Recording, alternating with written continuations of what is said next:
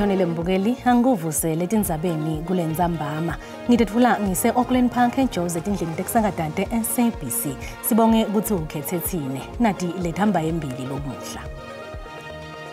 In relation to this national dialogue, where are the people leading it who represent the trade unions, the unemployed, the youth? Lenkulumo yavelonke leqhubekako lefana nalena yemqulu loqukethwe kumgomo wentsandvo yelinyenti wanga 1955 kumele ikhutsate bantfu bakuleli ekutfoleni tisombululo ngetingqinamba letikhungetheleli. The rain will subside, but cold is coming. So if you're wet and your house is wet and your mattress is wet, then obviously there is a threat. Bayaqhubeka nekutfola lusito labo labakhahlabetwe tikhukhula letinemandla kulenye ingcenye yesifundza saseNtshonalanga Kapa.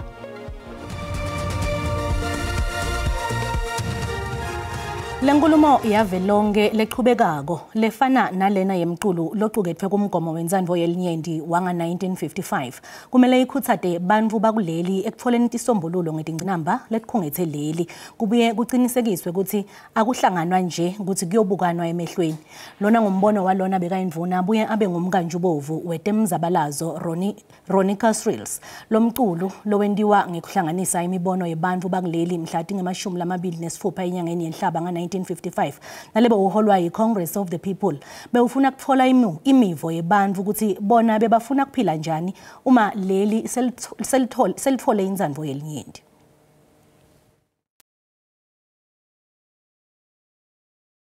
Congress of the People eCape Town eSoweto mhla tinge-26 enyangeni yenhlaba nga 1995 i-ANC nemfelandawonye wayo ku-Indian Congress Communist Party tinyanya 3070 kanye netinhlangothi temphakathi taphuma umkhankaso daya ebantwini tinkhalo tonke takuleli. Mkanjubovu kutemzabalazo Ronica Srills uchazele kunjengencophamlando nganetinhlelo etentiwa ukuthi kufikwe ebantwini kutfole imibono yabo ngekuthi bona bebafuna kubona lelive limenjani uma sekukhishwe uhulumende welubandlululo. People were organized in every part of the country, as I've mentioned, and came up with their ideas, some just simple and basic, like I want a job or I want to open a business in the township, I don't want to carry a pass. Ngemuva kweminyaka le-70 mengameli Cyril Ramaphosa wametele ukuthi kutawuhlala inkhulumo yavelonke letawuhlala ngenyanga yengci lomnyaka. Nayo ihlose kutfola isisombululo ngelikusasa elive ngemva kweminyaka le-30 lelatfola intsandvo yelinyenti. Srills ukhatsatekile ngalabo labakhethiwe ukuthi baholele tingcoco.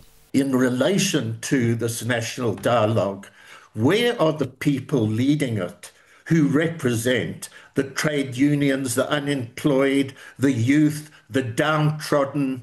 It's got to be the leading element. There are so many celebrities there. And you ask, well, who are they representing? Srills uthi le nkhulumo yavelonke kumele hanjiswe kufana nemculo ucuketse umgomo wentsandvo yelinyenti netidzingo tebantfu belibali lemnyama tibe ngileto tihamba embili uma seyihleli. Umbuso ukhutsate uhulumende wele Zambia kanye nemndeni wamengameli Edgar Lungu longasekho emhlabeni ukuthi usebenzise umyalo wangalesithathu wenkantolo lephakeme yasePitoli ukuthi bede nesisombululo kude lo mengameli wangaphambili ate ufihlwa ngesizotha lesifanele inhloko yelive yangaphambili. Inkantolo lephakeme yasePitoli imise umngcwabo waLungu kuleli ngalesithathu. Indvuna yehhovisini lemengameli ikhulumisene betindzaba eParliament ngetiphumo teCabinet kulandzela umhlangano wayitolo.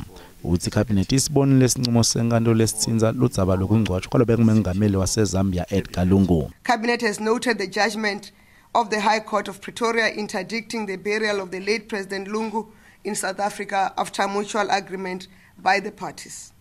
Cabinet urges both the Lungu family and the government of Zambia to use the opportunity granted by the High Court to find each other to ensure a dignified burial. Etindzabeni letitsinza temhlaba lendvuna ithi iCabinet yende lubito lwekuthi kulandzwe lemitsetfo yato tonke tinhlaka letitsindzekako emkhatsini kwe-Israel ne-Iran. Cabinet is deeply concerned about the escalation of hostilities between Israel and the Islamic Republic of Iran, along with airstrikes by the United States of America. Cabinet calls for an urgent a de-escalation of hostilities, restraint, and full compliance with international law by all parties to prevent further human suffering. Uphinze wakhuluma ngetakamva letitsinza tiphumo telekhomishana belibuke kugwamandva kwemandla embuso. The key highlights include asset recovery linked to the state capture increased from 2.9 billion in October 2022 to 11 billion by March 2025. The overall target is to recover almost 50 billion rands when the implementation is concluded. Ngesikhathi ivala lendvuna itse icabinet yexwayise sive ukuthi sicaphele kulesimo selitulo esikhona kulamalanga. Kweswelakala kwetimali kubomasipala lababili eMpumalanga lekungiloyo waseNkomazi newaseMkhondo kuholele ekutheni tisebenti tingaholelwa ngendlela lefanele. Enkomazi tisebenti tiholelwe umuholo wato loconzile ngaphandle ke kwesikhathi lesisetshentiwe lesendlulele. eMkhondo kubite ukuthi masipala atfole i-overdraft kuteke akwati kuholela emakhansela netisebenti. Kubuka kabandi kusimama kwetimali kubomasipala nembatfo yabo sitocisana nemphathiswa welitiko letekubusa ngekubambisana kusebenta kwabomasipala kuhlaliswa kwebantfu netemdzabu Speedy Mashilo. Asikubingelele sibonge kakhulu isikhathi sakho mphathiswa. Mangibingelele futhi Rebecca nepaneleli. Ngafishane mphathiswa yini leyenta ukuthi bomasipala labafaka waseNkomazi newaseMkhondo badvonse etmalini? Weletizathu tibatiningi kakhulu masifika kulezi masipala. Utakhumbula ukuthi abomasipala bethu kakhulu abayenzi ibesibiza ukuthi inzuzo noma ama-investment noma ama-company akwazi ukukhokha intelo noma bakhokha ama-services esikhathini esiningi kulama-rural municipalities. Inkomazi idependa kakhulu ku-grant ebuya ku-national kuncane kakhulu ekukhokhwa abantu. Idependa kulama-payment afuna abhadelwe ama-department noma i-government, national government ne-provincial government. Kungakho abomasipala bakithi bagcina bananenkinga sisinayo namuhla. Enye indaba esayibuka sathola ukuthi ama-billing system wabomasipala ama-system nakekho ezingeni elihle kakhulu ukuthi bakwazi ukubhila. Kuba nesikhathi nesiningi lapha kubakwa khona ukuthi ibhile ebayitholako abantu akusiyo right. Letinkinga sibukane nazo. Kodwa sinehlelo sesilibekile phakathi kwa-Cox kanye ne-Treasury ukuthi siwathi ubasitha labo masipala. Enkomazi kuthiwa timali tiyasuswa emiklameni letisuke tikhishelwe yona. Kwendiwa yini lokho kanzi tisuselwa kuyo wendani? Well, umthetho awuvumi lokho ukuthi imali tisuse njengoba i-grant iyadetermine ukuthi le imali ifanele yente lokho nalokho nalokho. Ma umasipala uyisusa lokho ufuna kube ne-council resolution into esibiza ukuthi environment. Kodwa kungapho njengelitiko sifake le investigation siyaponte le company etoqala ukungena lapha eNkomazi in terms of section 106 1B lapho izozwazi ukusitshala kuhle ngabe imali manje ikhitshwe betiswa kuphi and kuyini kufanele sikwenze. Makuthi leti imali tidliwe ayisitotwali ukuthi recovery ngoba umthetho uthi imali ifanele isebenze kulokho sikhiphele khona. Mphathiswa labo labashushumbisa letimali bayaphendvuliswa yini bachaze ukuthi tibheke phi letimali nobe ke baphuma ngaphandle kwemiyoco? Well, umthetho so ucacisa kakhulu manje. Akekho umuntu azatshontsha imali yomkhandlu bese uyabaleka bese uyakena. I-MFMA section 32 yachaza ukuthi kufuna umeya noma umunicipal manager khona lapha akwazi ukuvula icala. Mase sitholele kule i-committee noma i-forensic team esifake lapha ukwathi ukuvula amaqala kulabantu sikwathi ukucoverisha le mali ithontshile ukuthi vele ithontshile. Mphathiswa asibonge kakhulu isikhathi sakho. bonga mina sisiwabebeka. Nguspidi Mashilo longumphathiswa welitiko lelibusa ngokubambisana eMpumalanga. Kanti-ke bayaqhubeka nekuthola lusito labo labakhahlabetwe dikhukhula letingemandla kulenye ingcenye yesifundza saseNtshonalanga Kapa. Emakhulu ebantfu ikakhulukati etindzaweni letakhiwe phansi achithe busuku ashushwa makhata njengoba-ke emanti etikhukhula akhukhule imigwaqo netindzawo tekuhlala eSaldanha eWest Coast. Tindzawo-ke letinyenti ticwile nemanti. Diphathimandla letibukete enhlekelele kulendzawo esifundzeni seNtshonalanga Kapa tithi emathimba ngekwehlukana kwetifundza etama kulungisa emaphontshi lahambisa emanti emvula kubukwa kanye nemonakalo lotaleke kulandzela imvula lenengemandla lethikamete takhamuti letingemakhulu. I spoke to the other PR councillors and I've asked them to formulate lists for us. Then our normal protocols, we take those lists, hand it over to disaster management. Disaster management will verify that because we want to be very sure that the aid gets to the right people. Obviously, the biggest fear at this moment, the rain will subside, but cold is coming. So if you're wet and your house is wet and your mattress is wet, then obviously there is a threat. We received a call yesterday about 2:30 in the late afternoon about the flood here in Willowpost. So now we're going to feed the people hot meals, and also we're going to people who's affected going to get blankets, water, and the hot meals, of course. In Vredenburg, they are still in distress about because they are displaced. The water is knee deep in the houses. So we are going to assist them as well. But today we're focusing on Middelpost because Middelpost is the most affected area. Tindlu letakhiwe tindzaweni letiphasi kanye naletakhiwe tindzaweni letingemtsetfo tisebungotini eSaldanha kanti imitamo yekubukisisa umonakalo iyachubeka. Kanti-ke kuletinye uma sibuya ititolo. Litiko letemfundvo eMpumalanga lisolwa ngekudlaphatisa imali kulandzela kusetjentiswa kwemali lengu-22 million wemarandi kukhokhela sakhiwo sesikolo sebafundzi labakhetsekile njalo ngeminyaka yenkomazi.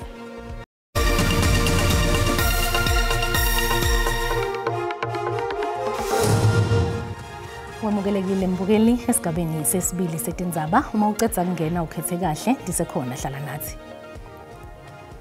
Litiko letemfundvo eMpumalanga lisolwa ngekudlaphatisa imali kulandzela kusetjentiswa kwemali lengu-22 million wemarandi kukhokhela sakhiwo sesikolo sebafundzi labakhetsekile njalo ngeminyaka yenkomazi. IDA eMpumalanga yenda lubito kuskopa kutsi kuphenywe loludzaba.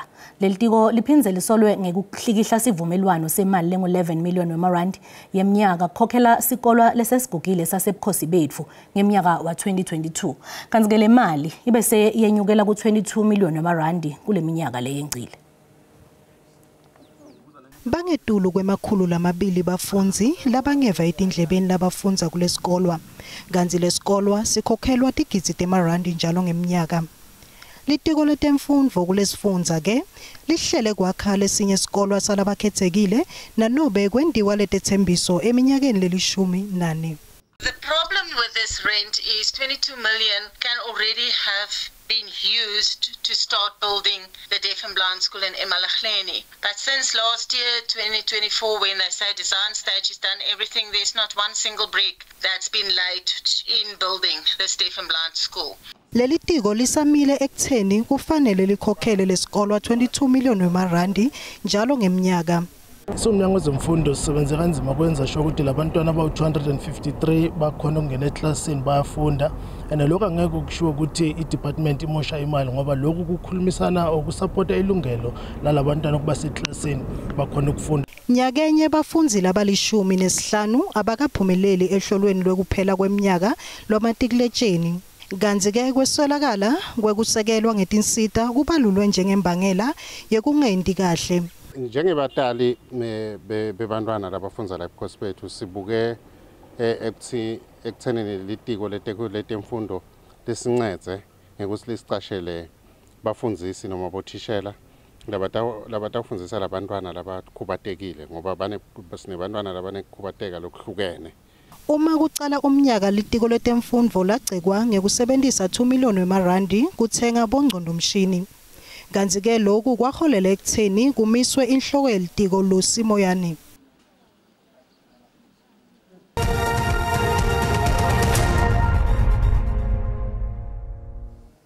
Nasivakashele ezimakethe tetimali sitfola ukuthi lirandi lehlile nalicathaniswa netimali takulamanye emave. Lirandi libita 17 rand 72 cents nalicathaniswa nelidola lasemelika. Pondo waseBrithani ubita 24 rand 32 cents. Li-euro libita 20 rand 76 cents. Lipula libe 1 rand 32 cents. Ingomba yetabelo tonke JSE inyukile. Igolide ibita $3,318 li-ounce, iplatinum ibita $1,390 li-ounce, woyela longakahludwa ubita $68.32 umphongolo. Sikubutile mbukeli ukuthi uthini umbono wakho ngendlela ledlale ngayo iMamelodi Sundowns emqhudelwaneni wendebe yemhlaba yamacembu. Umbono wakho uyalandzela. Kungaba umuntu ongalazi kahle ibhola noma lilandela ibhola ongagxeka iSundowns. Yabona iMamelodi Sundowns imeli Africa, imeli iNingizimu Afrika idlale kahle kakhulu. Nakuba iqembu leMamelodi Sundowns ishila phuma kulomncintiswano weFood Cup, kodwa abafana ngibashayela ihlombe indlela abadlale ngakho. Ngibongisa iSundowns ngalendlela idlale ngakhona. Ikhombisile abanye amateam lamakhulu ukuthi amateam eSouth Africa assessment ukuthi angakhona kwashaya amateam anga Silbe simfisela inhlahla siSouth Africa nasiphakamisa simzansi wonke. Lona ngombono wembukeli iSABC at8 Facebook utiphendulela ngawo. Asesibambe iN4 jike embombela sive ukuthi Sibusiso Mahlalela usiphathele tipi kuletamba embili letiphuma embiteni kuligwalagwala FM. Sibu Alishone Rebecca Sibusele nakumbukela kunzaba teswide khona ku SABC1 ekhaya nathi ke lesiphethe kulihlelo liphuma embiteni njengoba ke sitakhuluma kabandi kubungata kweFreedom Charter kule level eNingizimu Afrika ebungata ke iminyaka lengu70 yabhalwa ingabe abantu bakuleli bahlomule njani usukela ke yona ke iFreedom Charter yabhalwa ngetolo kwalo usuke ke inyanga yebantu labasha umphathi welitiko letempilo bekase kahlangene nebantu labasha enhlazatshe kumasipala weChief Albert Lithulu njengenceke kubungata yona ke inyanga yebantu labasha lapha qhubudela khona ke indzaba yokuphatha kahle kudempilo kubo ke bantu labasha 627 kumsakato lokwala kwala FM kulihlelo letiphuma embiteni nzamba malehle mlengane lisimba lakho egoli sibonge na kwembukele ekhaya Tingawo ke talomuhla asiphinze sihlangane ngalokutako boza kwethu besindebele batawuthatha inkundla kusasa kanzi lomuhla ebusuku tikhona nelwimi lwesiXhosa uma kubumbana isikhombisa insimbi usuku lobuhle ngwane kanzi ke ume ngemumo ontoza zakhe emathebula nesimo selitulu ngemva kwetitolo.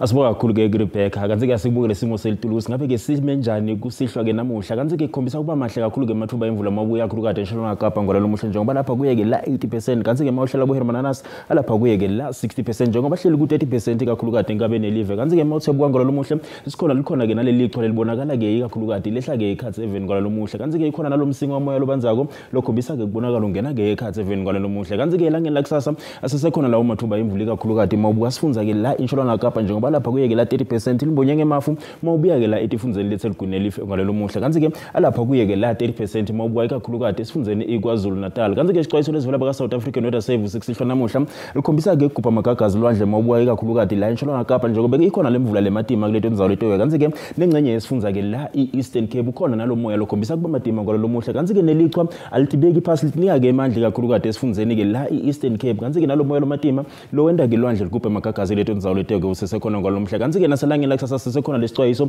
sawo ke lomoya lomatima lobonakala ukhona ikakhulu kade etifunzeni leselugune nelive kanzi ke nelichwa lichubeke njalo ikakhulu kade esifundeni ke la eEastern Cape kanzi ke masichubeka sibukela amazinga ekushisa kakhulu kade elangeni lakusasa masibuka ke la sifunza eGauteng kuyabanza ke kunasi sifunza mabubo Vereeniging lithi -1 Springs lapha ku 0 kepha ke liphole ke la ngetikhathi temadina ngola lomuhla kanzi ke sifunza iLimpopo mabukwenza lethifana nabo Musina likhombisa ke kufutuma la ngayi26 liphole liphala lenga 20 mabubo Bhelabhela kuyabanza kuleto ndzalo letewe kanzi ke Phalaburo lapha kuye ke la 15 Sifundza ke eMpumalanga indzawo letifana nabo Carolina kuyabanza ke ekuseni esekunde Emelo njengoba lapha ku1 nakubo Standerton kepha ke lipholile Mbombela ngaye ke la 19 lifuthumele ke nangale ke la esikhukhuza ngolelo muhla kanti ke sifundza kwaZulu Natal indzawo letifana nabo Mnambithi lapha kuye ke la 16 lo shothi lipholile kuleto indzawo leto kuyabanza ekuseni eKokstad ngaye ke la 0 kanti ke lapha eDurban lihleli lapha kuye ke la 20 eNzambama kanti ke sifundza eEastern Cape ngolelo muhla mabuka indzawo letifana nabo Nquba lithi -1 kuyabanza nakubo Malitswayi ngaye -2 bomthatha ngaye nobe ke nga3 mobuka kubocebe lihleli lapha kuye ke la 18 lipholile kuleto indzawo leto kanti ke sifundza Western Cape sikhombisa ke kuphulana sesifunza mawubuka bo Fred Ndalo Glen Williams ngaye ke la 15 kanti ke George nakhona hlelo ku15 bo Mosel Bay mawubuka ke bo Hermanus lapha kuye ke la 14 kanti ke sifunza iNorthern Cape ngalo nomuhle sikhombisa ke kubanza mawubuka nzalo lefana nabo Kuruman lithi -3 bo Kimberley lithi -1 mawubuka bo DA nakubo Carnival lapha ku0 bo Sutherland lapha kuye ke la 7 lokusho ukuthi kuyabanza kuleto indzawo leto ke ngolalo muhla kanti ke sifunza iFree State mabuka ke la indzawo letifana ke la nabo Bothaville kuyabanza kakhulukati mabuka bo Kronstadt Welkom Bloemfontein lithi -1 nangale bo Bethlehem Fixburg lapha kuye -2 kanti ke mabuka eForest Smith lapha kuye ke la -3 lokusho ukuthi kuyabanza kuleto indzawo leto ke nabo Frankfurt kepha ke kuphinze kuphole ke la ngetikhathi taseNzambama ngolalo muhla kanti ke uma siqhubeka sikubukela ke la asifunza ke if nobe ke iNorthwest ngolalo muhla ngesinye ke sifunza lesibanza kona so lesimabuka kakhulukati indzawo letifana nabo Vryburg Botawong lapha kuye ke la -1 mabuka indzawo letifana nabo Lichtenburg wehlele ku Potchefstroom lapha kuye ke la -2 lokusho ukuthi kuyabanza kuleto indzawo leto kanti ke mawuhlela bo Klerksdorp lapha kuye ke la 0 kepha ke Customer Dina libe lapha kuye ke 2 Vormranstad lapha kuye ke la -1 lokusho ukuthi kuyabanza kuleto indzawo leto ekakhulukati nasemini kwalo muhle mawukhuphukela bo Mahikeng lapha ku -1 nakhona kanti ke kulesinye sifunza lesikhombisa kubanza ekakhulukati nasisifunza nanobe ke ikhombisa kuphuma ke la inhlavu yelanga ngolelo muhle angisho ukuthi kungakube ngikuphathele kona busuku abube ngilobuhle